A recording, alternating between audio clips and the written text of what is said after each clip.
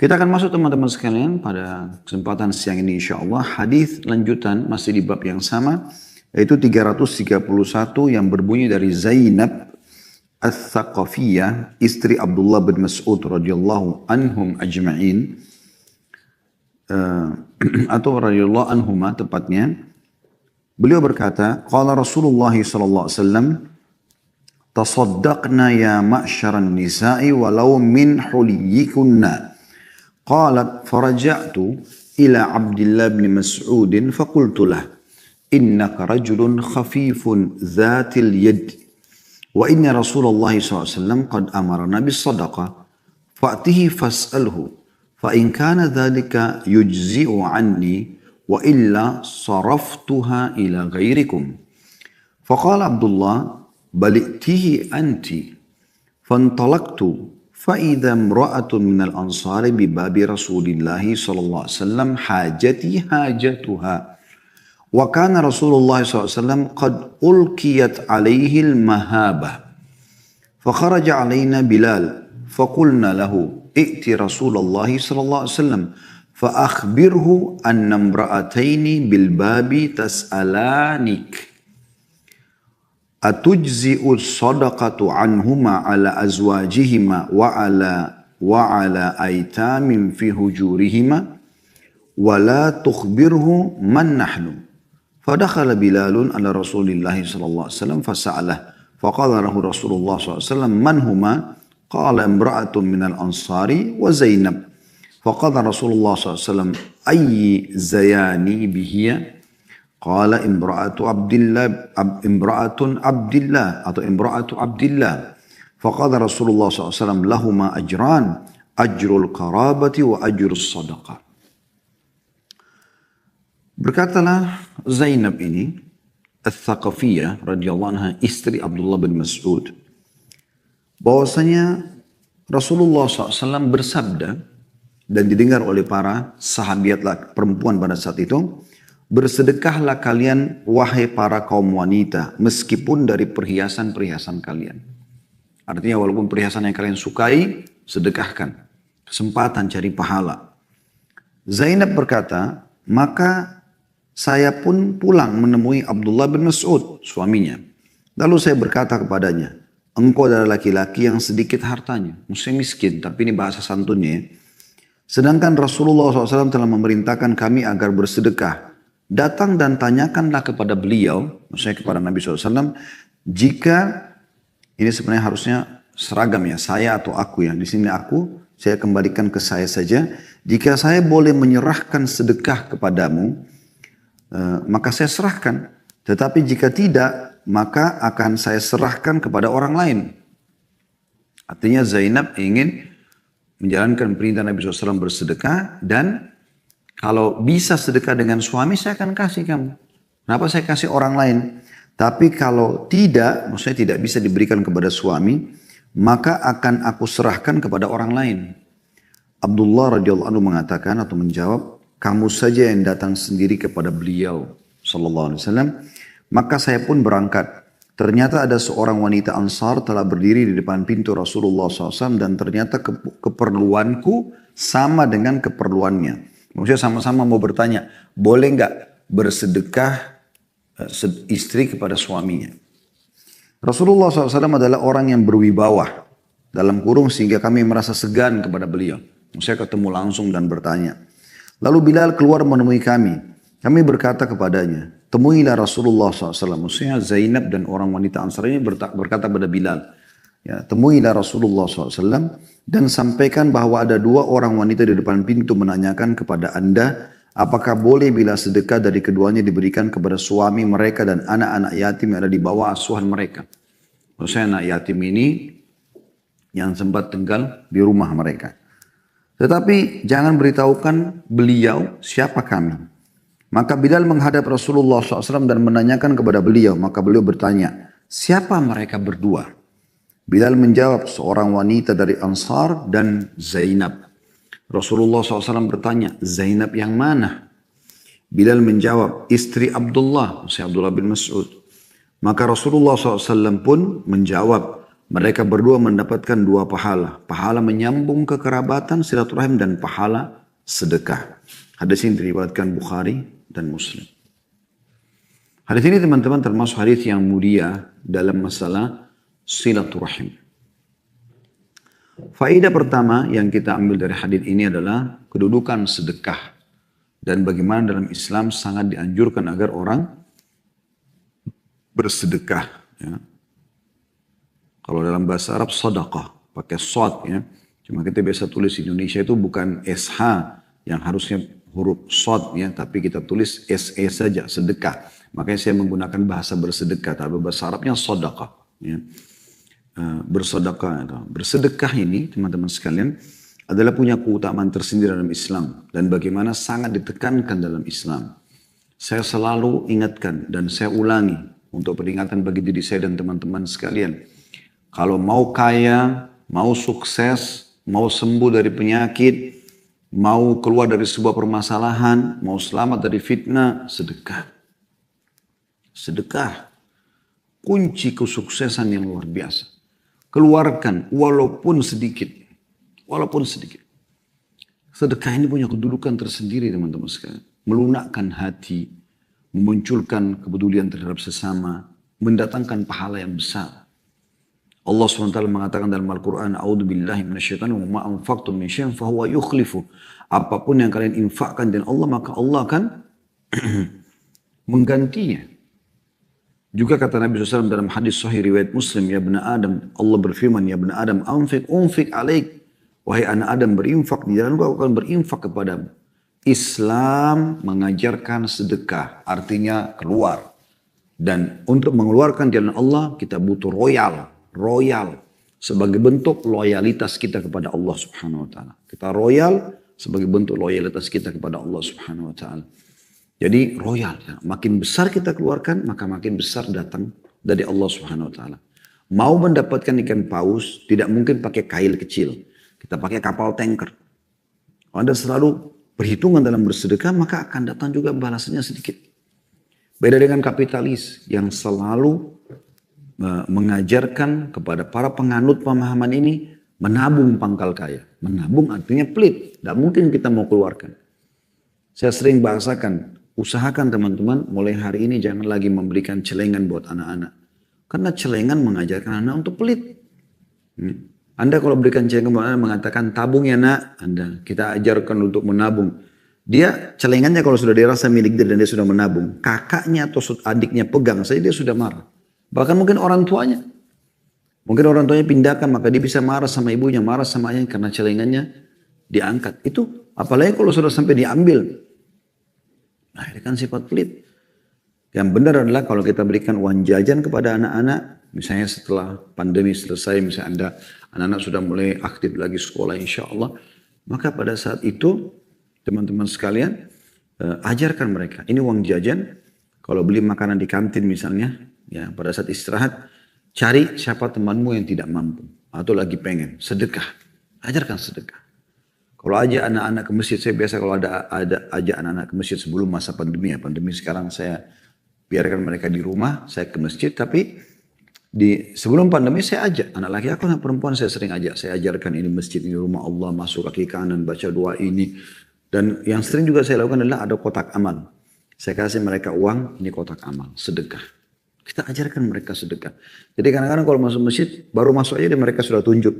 Dan dikasih isyarat dengan tangan. Ya, kalau mereka minta dimasukkan uang ke situ. Lagi jalan pakai mobil dari orang miskin. Mampir akhi dan ukhti. Kasih kepada orang. Kalau sekarang Anda tidak pegang uang cash, Anda bisa. Kalau yang saya lakukan ya sekarang. Saya coba minta dari perbankan. Uang-uang yang baru ya.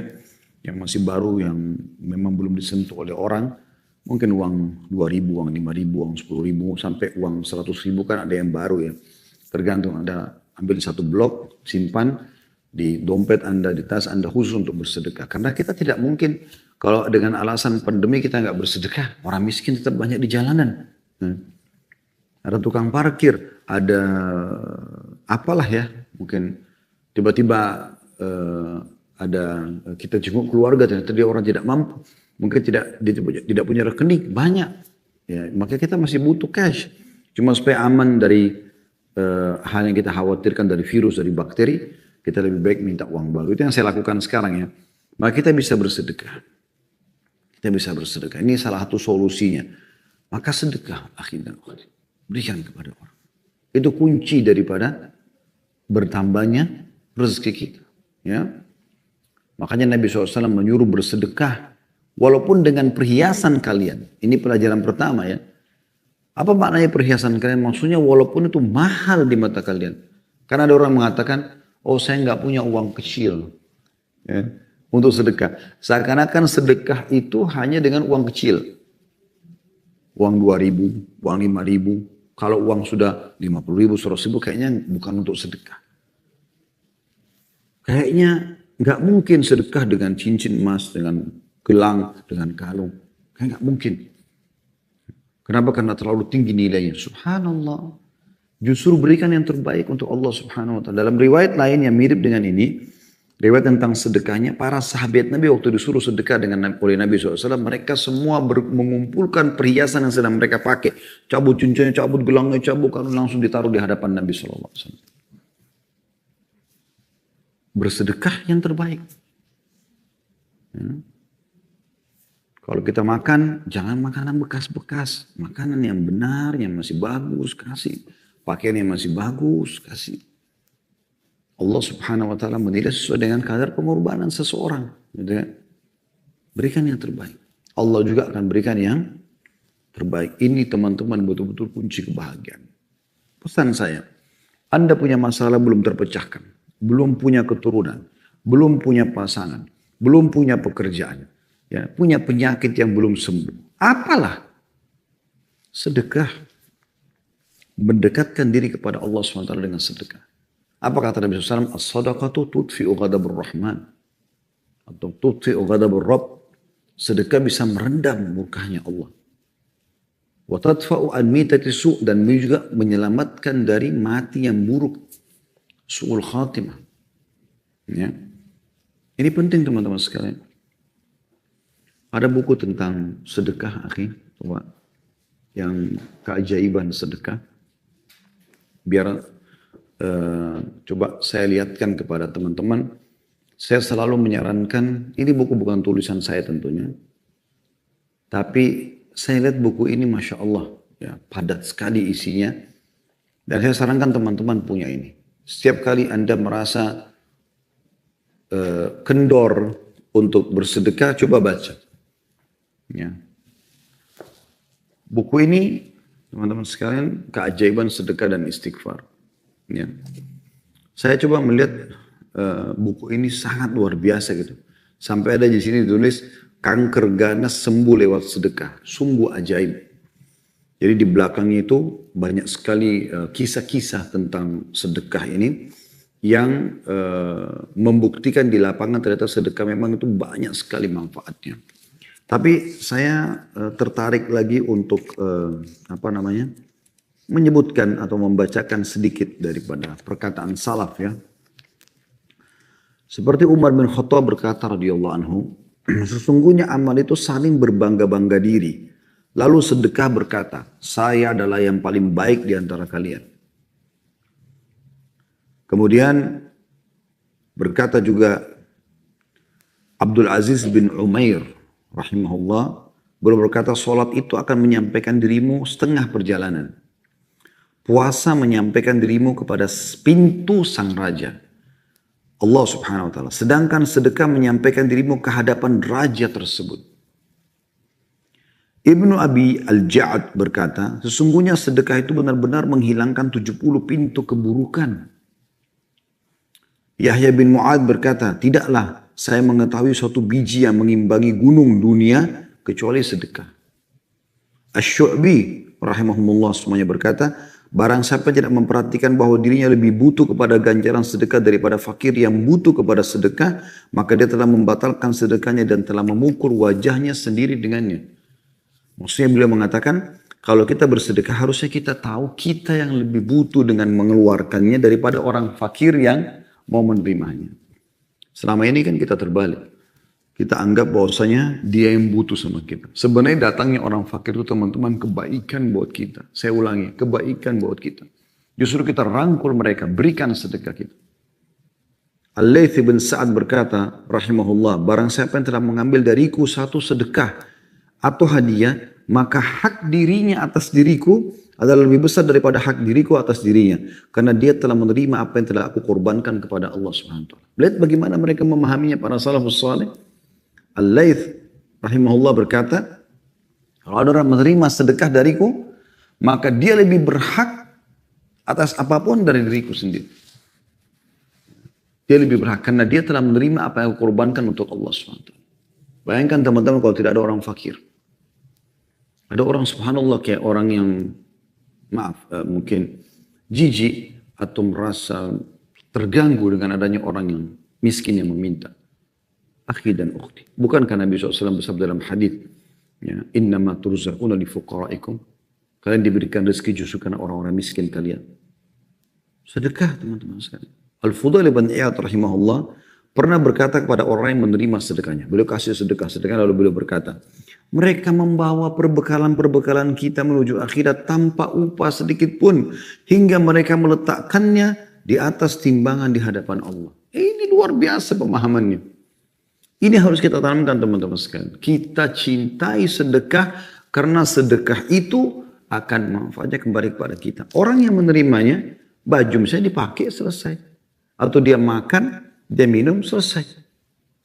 Hanya sebatas itu. Dia masih butuh lagi nanti yang setelah itu. Tapi kita punya nilai itu tidak akan hilang sampai hari kiamat nanti. Bahkan dalam sebuah hadis yang sahih, kata Nabi SAW, Allah menerima sedekah dari hamba-hambanya. Lalu Allah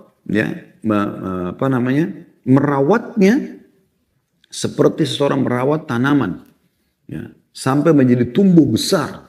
Ya. Jadi sedekah itu luar biasa.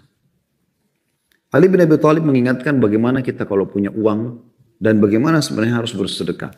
Kata beliau, barang siapa yang telah diberikan suatu harta oleh Allah, apapun sifatnya, mau makanan, mau minuman, mau uang yang banyak, semuanya masuk. Maka hendak mobil, kendaraan, maka hendaklah ia menyambung kekerabatan dengannya.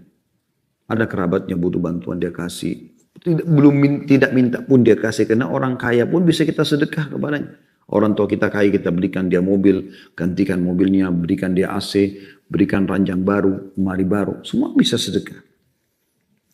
Memperindah jamuan untuk tamunya. Menolong seseorang yang membutuhkan. Membebaskan tawanan. Membantu ibnu sabil, orang terputus jalan. Orang-orang fakir miskin, para mujahidin. Dan dia bersabar atas musibah yang menimpa hartanya. Nah ini yang juga perlu digarisbawahi ya. Jadi ada orang utang tidak bayar, kita ditipu oleh orang, gitu kan? Itu bisa, ada cobaan dalam harta itu juga. Ini Ali bin Thalib jeli sekali menyampaikan. Karena dengan perkara-perkara itu, dia akan memperoleh kemuliaan dunia dan juga akhirat. Abu Hatim berkata, bakhil itu adalah sebuah pohon di neraka. Sedang ranting-rantingnya ada di dunia. Maka barang siapa yang bergantungan pada salah satu dari ranting-rantingnya itu, niscaya ia akan menjerumuskannya ke dalam neraka. Jadi kalau anda bakhil, anda seperti pegang ranting yang ujungnya itu di neraka. Sebagaimana kedermawanan itu adalah sebuah pohon di surga, di mana ranting-rantingnya berada di dunia. Dan barang siapa yang bergelantungan pada salah satu dari ranting-ranting itu, maka niscaya ia akan membawanya ke surga. Dan surga itu adalah tempat orang-orang dermawan. Ya. Ini luar biasa teman-teman. Ya. Sedekah itu akan membersihkan jiwa. Ya. Sedekah itu adalah pahala, bentuk ketundukan kepada Allah Subhanahu Wa Taala. Sedekah itu juga akan menyelamatkan seseorang pada hari kiamat nanti. Ya. Sebagaimana sabda Nabi SAW, "Kullu mri'in fi dhilli sadaqati hatta yufsala bainan nas." Setiap orang akan berada di bawah naungan sedekahnya sampai selesai pengadilan Allah Subhanahu Wa Taala. Sedekah bisa menghindarkan dari musibah, ya. Sebagaimana sabda Nabi SAW, "Suna'il ma'rufi taqiyu masari as-su'." Perbuatan-perbuatan baik akan menghindarkan diri dari pintu-pintu keburukan. Wa sadaqatus sir tudfi'u ghadabar rabb. Dan sedekah yang tersembunyi akan memadamkan amarah Rabb. Wa silaturahim tazidu fil umur. Dan menyambung silaturahim adalah menambah umur. Ya. Juga sabda Nabi SAW, Inna sadaqata la tudfi'u ghadab ar-Rabb wa tadfu an mitati su'. Sesungguhnya sedekah itu dapat memadamkan amarah Rabb dan menghindarkan diri dari kematian yang buruk. Sedekah juga itu adalah bukti keimanan seseorang. Sebagaimana sabda Nabi SAW, was-sadaqatu burhan. Sedekah itu adalah bukti nyata dari keimanan. Karena tidak mungkin tanpa keimanan dia mau bersedekah, mau berbagi, apalagi royal, gitu kan, di jalan Allah Subhanahu wa taala. Sedekah juga itu akan menjadi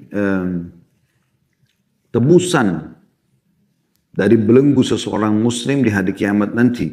Sebagaimana Nabi SAW menukil dari Nabi Yahya alaihissalam. Nabi Yahya mengatakan kepada kaumnya, wa amurukum bis sadaqah, dan aku perintahkan kalian bersedekah.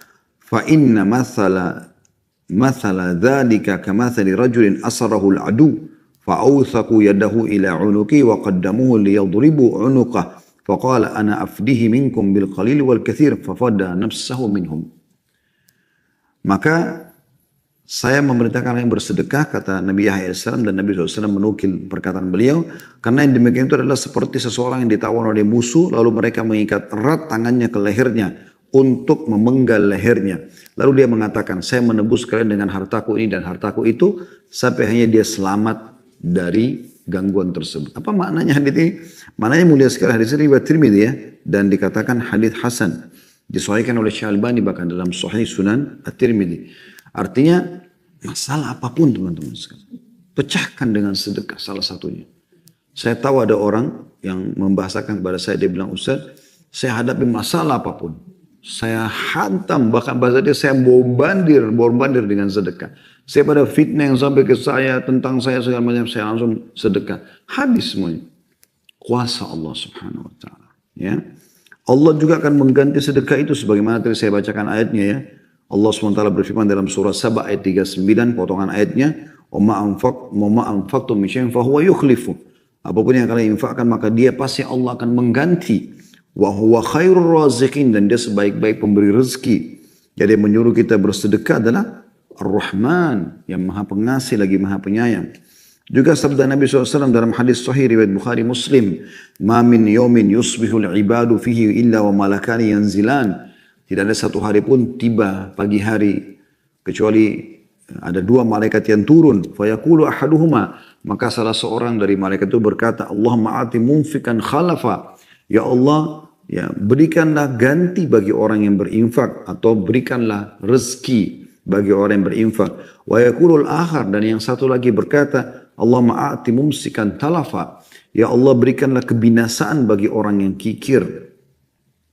Imam Nawawi rahimahullah menanggapi hadis ini mengatakan, para ulama berkata infak tersebut adalah dalam ketaatan, akhlak-akhlak yang terpuji untuk keluarga dan tamu, sedekah-sedekah dan sebagainya yang tidak tercela dan tidak berlebihan. Sedangkan menahan dari infak yang tercela adalah menahan dari hal-hal tersebut. Nah, ini kata beliau tentang masalah itu. Ibnu Hajar juga mengatakan, makna daripada potongan doa malaikat, ya Allah binasakanlah, berikanlah kebinasaan kepada orang yang kikir. Adapun berdoa untuk kehancuran mengandung dua makna. Makna hancurnya harta itu sendiri atau hancurnya jiwa orang tersebut. Ini Ibnu Hajar rahimahullah berkata, makna doa malaikat ini artinya Allah hancurkanlah orang ini karena bakhil atau hancurkan hartanya. Wa na'udzubillah. Dua-duanya buruk tentunya. Dan ini hal yang luar biasa, gitu kan. Sedekah juga teman-teman sekalian akan menghapuskan dosa-dosa. Sebagaimana hadis Nabi SAW diriwayatkan oleh Tirmidzi dan disebutkan oleh Syekh Albani dalam Sahih Tirmidzi, as-sadaqatu tudfi'ul khati'ah kama yudfi'ul ma'un nar. Sedekah itu menghapus kesalahan sebagaimana api memadamkan, sebagaimana air memadamkan api. Luar biasa ini teman-teman sekalian. Ya. Jadi banyak sekali manfaatnya. Kemudian di buku ini juga cukup banyak disebutkan tentang bagaimana sedekahnya Nabi SAW, bagaimana sedekahnya para sahabat, kemudian kisah-kisah nyata tentang masalah sedekah itu sendiri. Ini sudah pernah kita bahas sebenarnya, dan sudah pernah saya bedah buku ini, ada judulnya di YouTube itu, di playlist insyaAllah keajaiban sedekah. Ya. Baik, itu faedah pertama teman-teman dari hadis, yaitu keutamaan sedekah itu sendiri. Jadikan sedekah ini sebagai ibadah unggulanmu. Ya. Tentu kita tidak bicara yang wajib kayak sholat segala macam, tapi kalau sunnah Yang paling mudah ini adalah sedekah. Mudah, kita mengeluarkan. Kalau Anda mengatakan, tapi saya miskin, saya nggak punya uang. Abdullah bin Umar radhiyallahu anhu setelah mengetahui tentang keutamaan sedekah tidak pernah melewatin satu hari pun kecuali beliau bersedekah walaupun dengan sebutir bawang. Anda punya roti sepotong bagi dua. Uwais Al-Qarni rahimahullah terkenal, beliau miskin hidupnya. Beliau kadang-kadang pungutin makanan dari sisa makanan orang. Tapi apa yang beliau lakukan? Masih bisa sempat berpikir sedekah teman-teman sekalian. Beliau ambil makanan yang masih bagus, beliau angatkan, beliau tata rapi kembali, dibagi, dikasih orang miskin yang lain supaya beliau makan berdua. Sedekah. Apalagi Anda yang sedang Allah lapangkan rezekinya.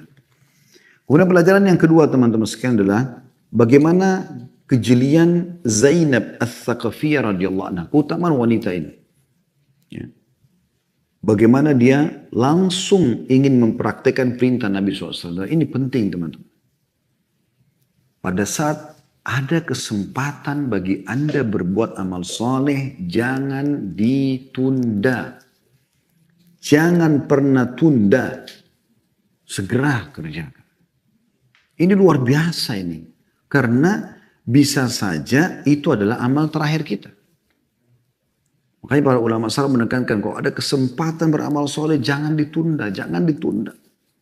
Penundaannya ini buruk. Walaupun itu ibadah sunnah. Misal tadi pagi Anda tidak sholat duha. Apa duha sunnah? Baiklah. Tapi Anda rugi loh. Anda tidak berdosa tapi Anda rugi. Ruginya kenapa? Karena orang yang sempat mengerjakan ibadah sunnah itu, sholat duha tadi walaupun cuma 2 rakaat, pasti akan lebih pahalanya daripada Anda. Ya kalau dipertemukan antara orang yang bekerja ibadah seperti Anda sama, umurnya sama, maka pasti dia akan lebih. Karena dia punya ekstra itu. Dan kalaupun sisi lain Anda mau memperbaiki itu, maka tidak bisa. Jangankan teman-teman sekalian, setelah kita meninggal di hari kiamat karena kita mau kembali dunia untuk memperbaiki itu, tidak bisa. Lewat saja kayak sekarang kita. Waktu sekarang kita sekitar hampir jam 2 siang, waktu Indonesia Barat misalnya. Kita sekarang tiba-tiba antum dengar ini, terus enak ya sholat duha. Tadi kan saya belum sholat, saya mau sholat sekarang. Udah nggak bisa, sudah lewat waktunya. Kata sebagian ulama, ingatlah ada ibadah yang Allah perintahkan di pagi atau siang hari. Dan Allah tidak terima di malam hari. Misalnya sholat duha, sholat duhur, sholat asar. Dan ada ibadah yang Allah perintahkan di malam hari, kayak maghrib, isya, sholat tahajud, yang Allah tidak terima di siang hari. Maka berikan masing-masing haknya. Ini keutamaan yang kedua teman-teman. Keutamaan Zainab Ats-Tsaqafiyah radhiyallahu anha. Dan kejelian, dalam kejelian dia, langsung mengerjakan apa yang sedang Nabi SAW perintahkan. Kan bisa saja orang sedang mendengarkan, oh ya sedekah. Kayak Anda dengarkan tadi, misalnya kita sebutkan kalau sedekah, oh ya sedekah. Nantilah satu waktu kapan ada kesempatan. Beda itu dengan orang yang, oh sedekah nih. Langsung, mungkin Anda sekarang lagi nonton acara kita, pegang handphone, Anda mungkin bisa sambil transfer, mungkin Anda punya 2 handphone, Anda langsung ingat yayasan ini, Anda ingat rumah anak yatim ini, Anda ingat ada teman yang lagi butuh bantuan, atau ada kerabat, atau Anda punya grup keluarga, detik ini, Anda mungkin ketik, ada nggak yang butuh bantuan apa-apa, misalnya dia sebutkan, oh ya ada si fulan lagi sakit, si fulan lagi butuh, kita bayar, atau kita langsung ambil inisiatif saja. Sekarang ini teman-teman di saat kita sekarang ini mudah sekali untuk bersedekah. Sekarang contoh misal, saya kasih contoh. Misal Anda mau dapatkan pahala buka puasa. Tidak harus tunggu Ramadan. Kan hari Senin Kamis ada. Puasa Yaumul Bid ada. Bahkan Anda bisa memberikan ke yayasan ini, pesantren ini. Anda bisa, kalau Anda sekarang tidak asing lagi orang punya medsos, Anda punya medsos pribadi. Anda mengatakan, bagi yang berpuasa silakan kontak saya misalnya. Ya. Mungkin ada yang kontak Anda misalnya dari netizen Anda tuh. Terus kemudian Anda transferkan uang atau Anda tanya dia di kota Jogja misalnya. Baik, Anda minta alamatnya lengkap, Anda tinggal cari juga di Google restoran di Jogja di mana yang Anda harapkan, lalu Anda transfer uang, Anda suruh kirimkan. Semua bisa terjadi. Satu kota atau di luar kota. Bahkan sekarang di luar negeri. Anda mau dapat pahala buka puasanya orang di Amerika, di Saudi, di mana-mana Anda bisa lakukan itu. Dia tinggal transfer, bisa connect internet banking kepada restoran yang dikenal di sana. Anda suruh packing, Bisa didatang ambil atau Anda suruh bahkan dengan biaya transportnya berapa Anda transportkan. Anda bisa dapat pahala dengan sangat mudah di zaman kita. Cuma butuh apa? Segera. Eksekusi. Praktek. Ilmu itu akan penuh keberkahan kalau dipraktekin teman-teman. Bukan hanya didengar. Sedekah dengan apapun. Anda lagi makan berbagi sama teman di sebelah. Yang ketiga. Ya, tentu masih masuk keutamaan Zainab sebenarnya tadi ya, tapi kita masukkan poin ketiga adalah tentang bolehnya bersedekah kepada suami. Ini secara khusus ini poinnya. Dan memang sebenarnya cerita semua hadis ini berkisar di situ. Abdullah bin Mas'ud radhiyallahu anhu adalah seorang sahabat yang miskin. Memang dari Mekah beliau miskin, hijrah ke Madinah pun memang beliau miskin. Allah Subhanahu wa taala karunia dia istri yang kaya. Nah, Zainab al-Thaqafiyah radhiyallahu anha adalah istrinya Abdullah bin Mas'ud. Begitu dia dengar hadis Nabi SAW tadi, maka dia pun langsung berkata pada suaminya, "Hai Abdullah bin Mas'ud, engkau adalah orang yang bahasa santunnya kekurangan. Sebenarnya miskin, gitu kan, bahasa langsungnya. Dan aku telah mendengarkan Nabi SAW memerintahkan kami para wanita bersedekah. Ada yang aku mau sedekahkan nih.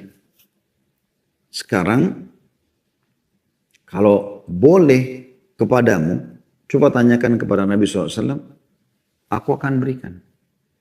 Tapi kalau tidak boleh kepada suami, aku akan berikan kepada orang lain. Karena aku sudah mau sedekah sekarang." Maka di sini teman-teman sekalian, dia pun mengatakan, tanyakanlah. Lalu Abdullah bin Mas'ud mengatakan, kamu pergi bertanya. Karena kau yang punya hajat itu. Abdullah bin Mas'ud sini tidak langsung mengatakan, baiklah saya yang pergi. Seakan-akan dia tamak dengan harta istrinya, tidak. Dia punya kewibawaan, dia punya kedudukan. Dia punya harga diri. Dia mengatakan, karena kau punya hajat, kau yang tanya kepada Nabi SAW. Kalau boleh silahkan. Karena kan agak ganjil kalau Abdullah bin Mas'ud yang datang mengatakan, ya Rasulullah istri saya mau sedekah, katanya mau kasih ke saya. Bagaimana? Nanti kan kesannya kayak memang dia mencari untuk dia dibolehkan. Maksud menutup pintu itu. Akhirnya Zainab pun pergi, kemudian terjadilah kasus hadis tadi yang sudah kita baca terjemahan sampai kepada Nabi SAW. Dan akhirnya Nabi SAW mengatakan sampaikan kepada kedua wanita tersebut, maksudnya Zainab sama satu wanita Ansar yang kebetulan juga hajatnya sama. Dia punya kemampuan, dia ingin sedekah kepada suaminya. Bahwasanya mereka kalau memberikan suaminya dapat dua pahala. Pahala kekerabatan ya, dan pahala sedekah. Jadi poin ketiga yang kita ambil dari hadis adalah bolehnya bersedekah pada suami. Cuma ada yang sedikit saya ingin kritik di sini ya. Khusus bagi wanita. Umumnya para wanita itu lebih terfikir untuk menyimpan. Bukan memberi. Maka saya ingin mengkritik poin ini. Gitu kan.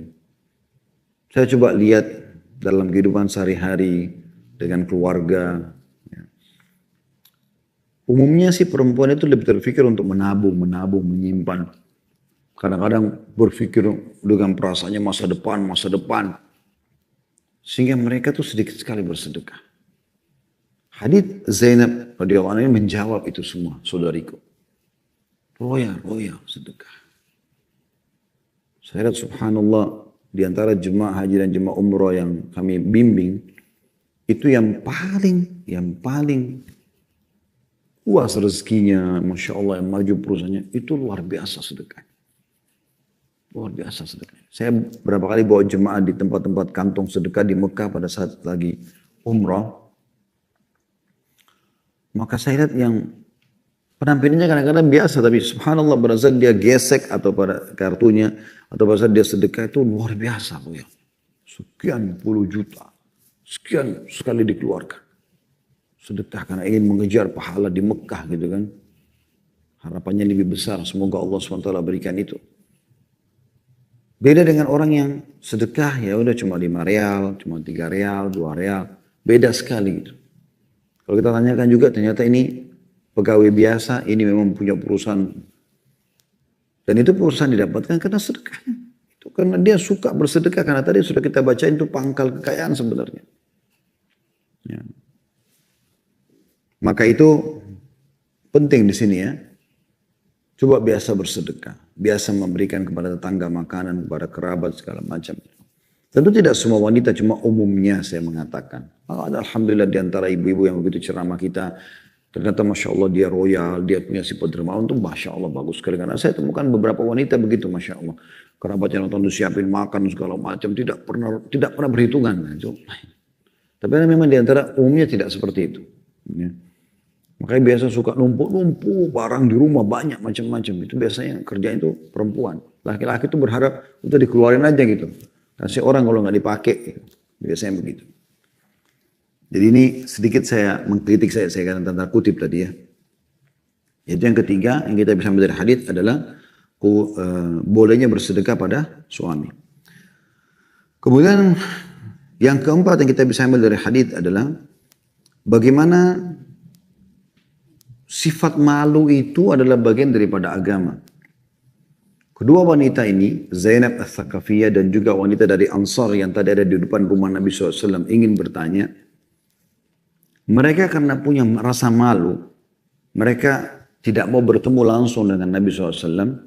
Maka keluar pada saat mereka ucapkan salam, Bilal keluar.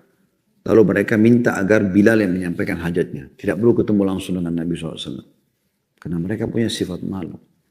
Dan kata Nabi SAW dalam hadis yang sahih, malu tidak akan mendatangkan kecuali kebaikan. Jadi itu juga sebuah keutamaan sendiri. Dan sebaliknya kalau orang sudah tidak punya rasa malu, kata Nabi SAW, dalam tastahi fasna ma syi'ta. Kalau kau sudah tidak malu, kau buat apa saja yang kau inginkan. Dikatakan oleh para sahabat ridwanullah alaihim, Nabi SAW lebih malu daripada gadis diinginkannya. Kami tahu kalau Nabi SAW tidak suka dari raut wajahnya saja. Jadi Nabi SAW itu pemalu. Dan Allah SWT juga punya sifat Hayy, pemalu. Sungguhnya Allah itu pemalu kata Allah SWT. Di antaranya dia malu kalau hambanya mengangkat tangannya ke langit lalu dikembalikan tangannya dalam kondisi kosong. Tidak ada jaminan Allah SWT akan menerima doa kita. Itu bagian daripada syariat. Harus punya sifat malu. Malu pada suami, malu pada istri, pada orang tua, malu pada lingkungan kita, malu. Bahkan malu dengan malaikat yang tidak kita lihat. Gitu kan. Lebih besar lagi malu kepada Sang Pencipta Allah Subhanahu Wa Taala. Yang kelima yang kita bisa ambil dari hadits adalah bagaimana Nabi SAW punya mahabah, wibawa. Itu memang dibutuhkan juga bagi kaum laki-laki, punya wibawa. Ada saatnya dia bercanda, ada saatnya dia tegas, ada saatnya dia memerintah, ada saatnya dia merangkul. Ya, itu semua harus ada. Itu mahabah namanya. Punya wibawa. Tidak juga overacting, berlebihan. Tidak juga kita terlalu lembek, ya, lemah, sehingga tidak punya sama sekali wibawa. Itu terutama bagi laki-laki. Makanya mereka berdua menyebutkan wa kana Rasulullah SAW qad ulkiyat alaihil mahabah. Nabi SAW itu punya harga diri, punya wibawa sehingga wanita pun tidak sembarangan mau bertemu dengan beliau. Nah ini biasanya umumnya laki-laki begitu ya. Kalau dia menjaga wibawanya, maka perempuan-perempuan yang tidak benar nih segan sama dia. Tentu kita tidak katakan dua wanita ini tidak baik. Enggak, justru mereka baik. Hanya saja karena Nabi SAW punya wibawa, mereka pun segan. Apalagi orang-orang yang tidak benar. Maka tentu akan lebih segan lagi. Itu yang kelima. Yang keenam adalah bagaimana kedudukan Bilal radhiyallahu anhu. Bahwasanya Bilal ya, selalu mendampingi Nabi SAW dari semenjak masuk Islam sampai Nabi SAW wafat. Dan kita tahu bagaimana Bilal diangkat oleh Nabi SAW menjadi muazzin, ya, tukang azannya Nabi SAW. Berarti artinya semua sholatnya sahabat, Bilal panen pahala karena dia azan. Kan begitu haditsnya, muadzin itu panen pahala orang-orang yang datang sholat karena panggilannya. Kan begitu. Itu luar biasa bagaimana Nabi SAW juga datang sholat di situ. Bagaimana Abu Bakar, Umar, orang-orang yang mulia, ridwanullah alaihim sholat dengan panggilan azan Bilal. Dan bagaimana Bilal di sini ya, yang mewakili Nabi SAW untuk menemui para wanita ini. Nabi SAW tahu kalau wanita ini tidak menemui mereka. Gitu. Atau Nabi SAW mungkin diminta supaya untuk tidak menemui, karena wanita-wanita ini pada saat Bilal keluar minta menyampaikan pesan. Maka Nabi ikuti itu. Nabi SAW bisa saja keluar, oh iya ada apa misalnya. Tapi karena permintaan wanita ini, kedua wanita ini agar Bilal menyampaikan, maka Nabi SAW sudah paham. Berarti mereka juga tidak bertemu dengan Nabi SAW. Dan bagaimana Bilal amanah menyampaikan ya, apa yang ditanyakan oleh atau diminta oleh perempuan ini, dan juga apa yang dijelaskan oleh Nabi SAW. Kemudian yang ketujuh yang kita bisa ambil adalah bolehnya juga bersedekah kepada anak-anak yatim yang tinggal serumah. Walaupun mereka sebenarnya sudah hidup bersama kita, sudah makan, minum, tinggal di rumah. Tapi kalau kita punya kelebihan uang lalu kita mau berikan kepada anak yatim yang sudah numpang di rumah kita, juga itu juga punya keutamaan tersendiri. Ya, mirip tadi dengan suami, tapi ini anak yatim. Karena di sini disebutkan, ya, mereka mengatakan atujzi us-sadaqatu anhuma ala azwajihima wa ala aitamin fi hujurihima. Apakah kedua wanita ini akan mendapatkan pahala sedekah kalau diberikan kepada suami keduanya atau suami keduanya dan anak yatim yang di rumah mereka. Yang kedelapan, bagaimana boleh saja orang bertanya, pelajaran ke-8 ya, boleh orang bertanya tanpa menyebutkan nama. Karena kedua ini mengatakan wala tukhbirhu man nahnu. Zainab Thaqafiyah radhiyallahu anha dan wanita dari Ansar yang tidak disebutkan namanya dalam riwayat ini mengatakan tolong sampaikan ke Nabi dan tidak usah bilang siapa kami. Gitu. Artinya boleh saja orang bertanya tidak menyebutkan nama. Kan biasanya silakan sebutkan nama. Ya boleh, tapi boleh juga tidak. Yang kesembilan adalah bagaimana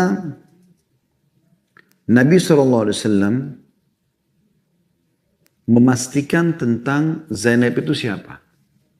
Jadi boleh saja orang yang akan menjawab pertanyaan memastikan kalau ada disebutkan nama. Siapa itu si fulan? Jadi memastikan nama penanya. Tadi kan yang sebelumnya bolehnya penanya tidak menyebutkan nama. Tapi yang ke-9 adalah bolehnya orang yang ditanya bertanya tentang nama orang yang bertanya. Itu boleh juga.